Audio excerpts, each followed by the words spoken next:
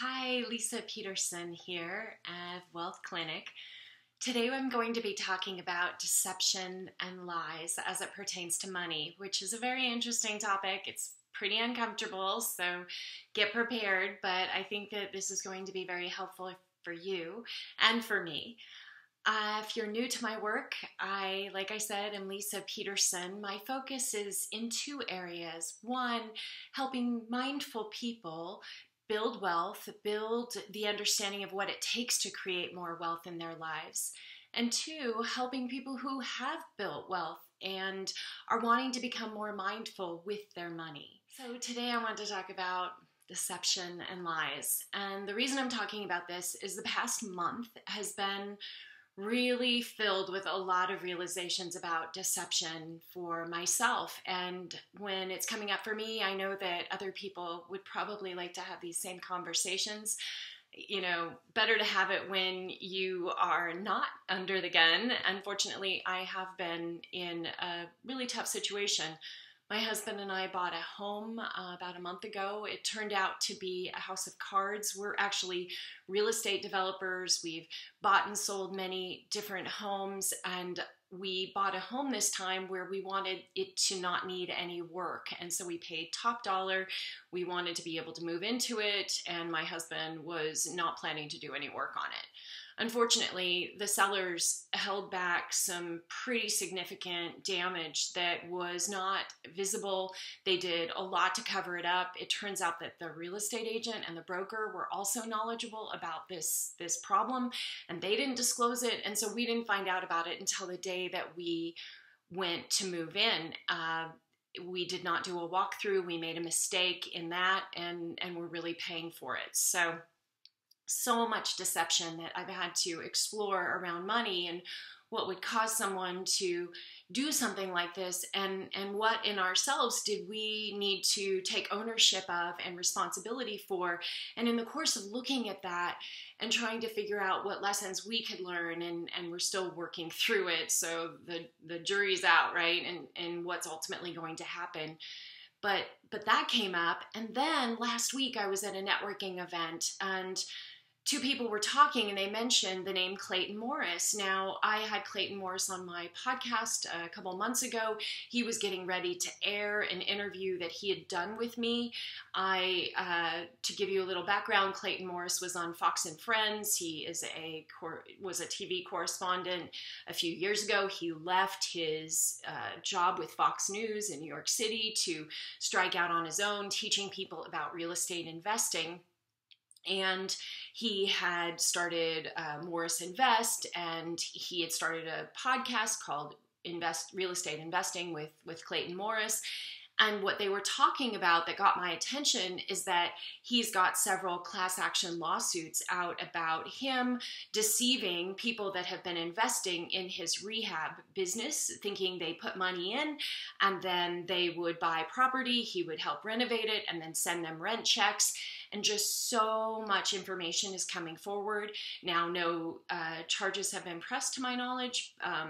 He is still continuing to do business, but I immediately went into looking at the New York Times article, which I'll post, in the USA article about what's going on, and took down the interview that I had with him, notified his office that I didn't want him to air the episode with him and I talking about Airbnb and some things that I'm doing to teach people about Airbnb investing.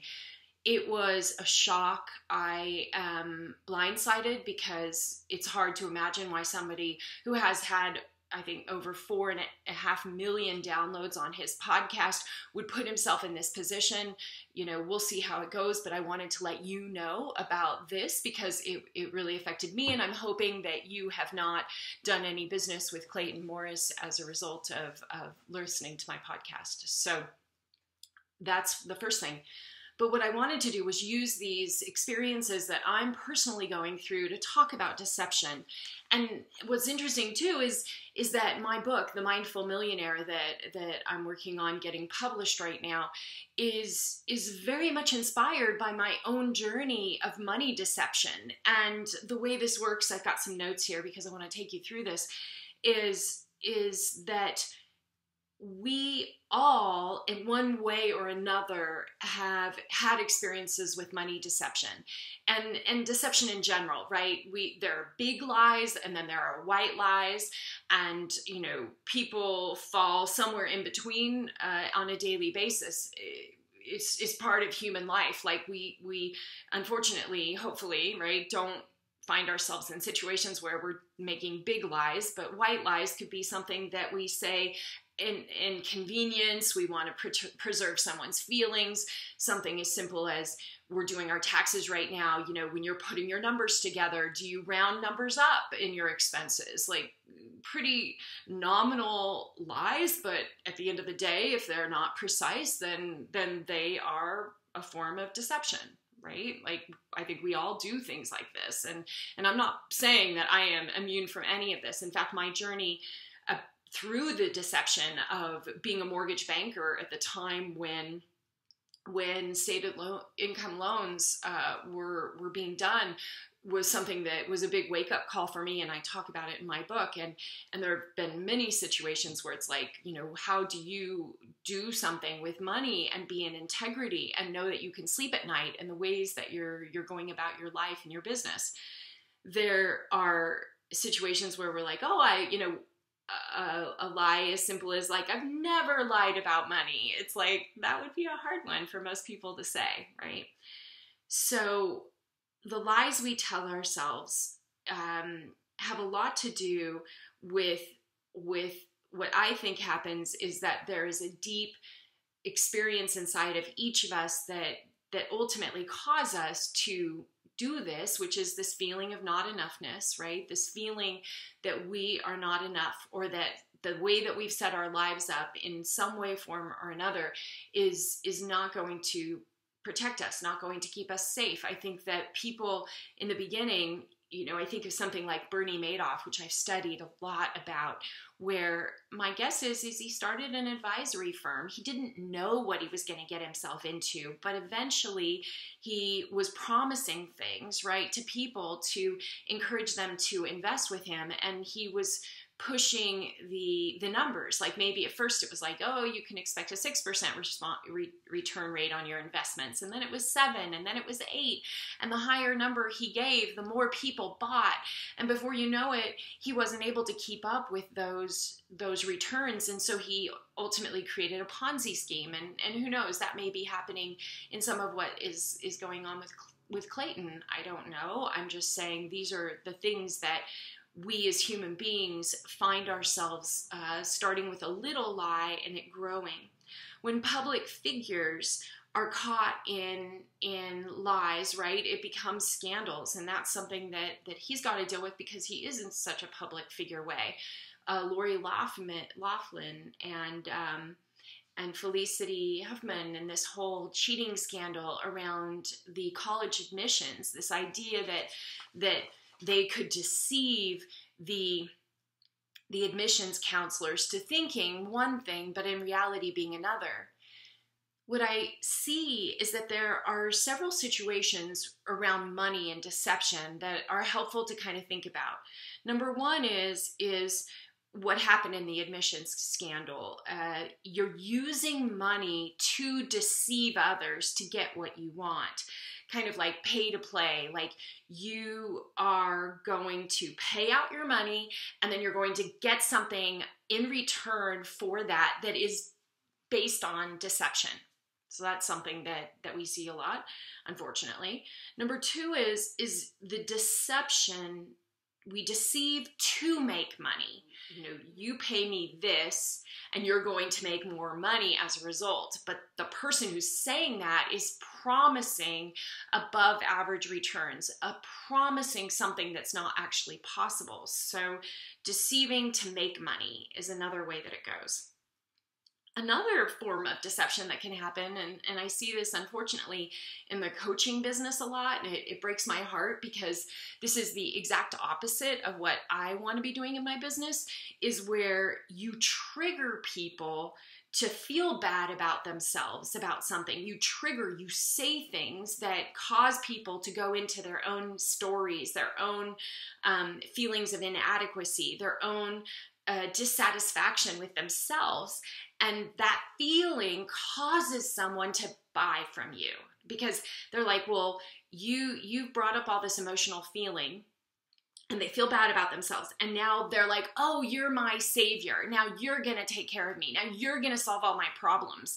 And, this may be done consciously. Like you realize that if you trigger people, then they buy from you. That's consciously. Or you can even do it unconsciously. You could be so trapped in your own pain and your own suffering that you can't help but cause people, when they're around you, to go into their own pain. So you trigger that very unconsciously.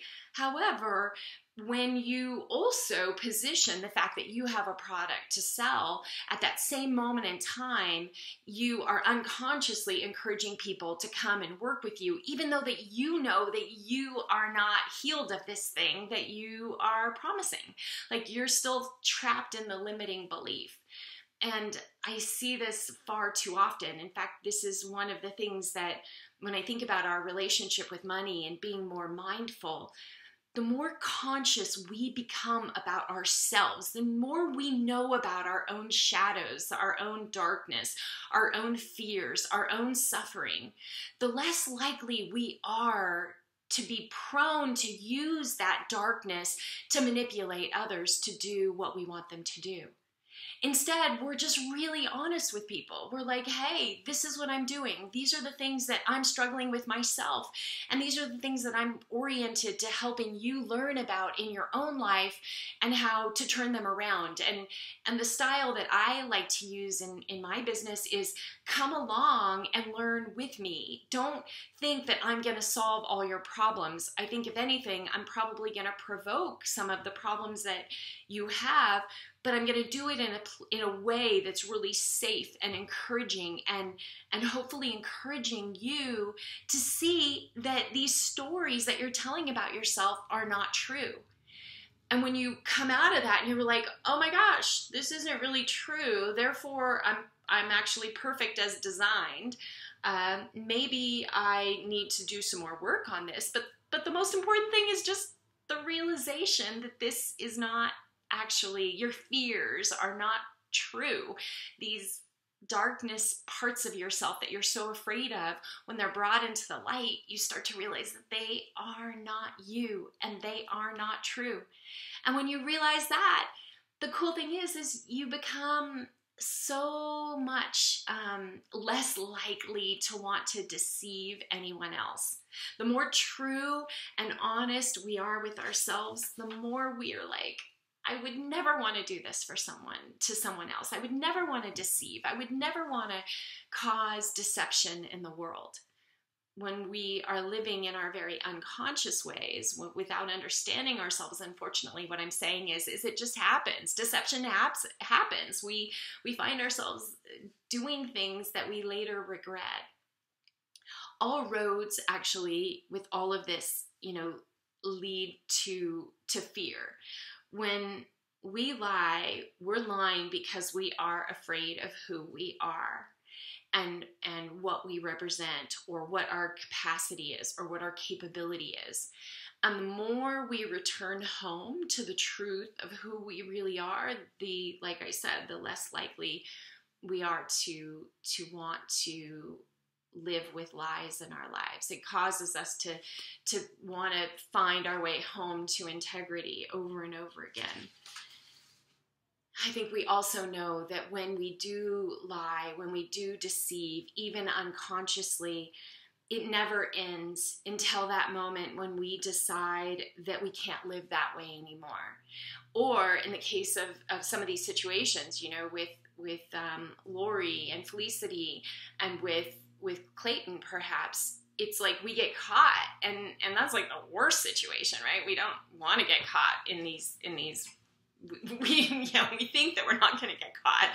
That's why we do it. But when we get caught, boy, it's an amazing teaching, because all of a sudden it's like, oh my gosh, I have to look at this now. To me, that's the greatest moment of our lives. It's the most painful to get caught, but I do know that when we're caught, we have to take stock and we have to reanalyze, and hopefully we can grow from our experiences. So today's message is all about considering how deception is playing out in your life. Are you like me, finding yourself caught in situations of deception that others have deceived you, and then you're looking at it and thinking, like, maybe what is happening for me is it's like, okay, where have I deceived others in my past, and how ready am I to live in greater integrity with myself?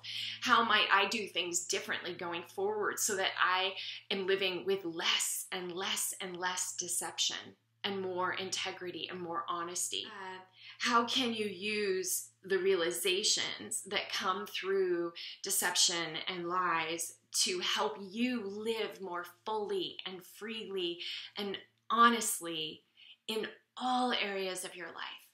Because I know that that is your truth, and that all of us are heading back in that direction, no matter where we find ourselves today. And I hope that you leave this conversation thinking about, what can you do in your life to live with more honesty and more love, and most importantly, more compassion towards yourself? Because I cannot have these conversations, these really tough conversations with myself, if I am not being compassionate and honoring the fact that the deception in the past was something that I needed to do and that I am learning from. And I'm not, residing in blame and shame and guilt, because that will not allow me to break free of these patterns. So thank you so much for listening. I hope this has been helpful. Namaste.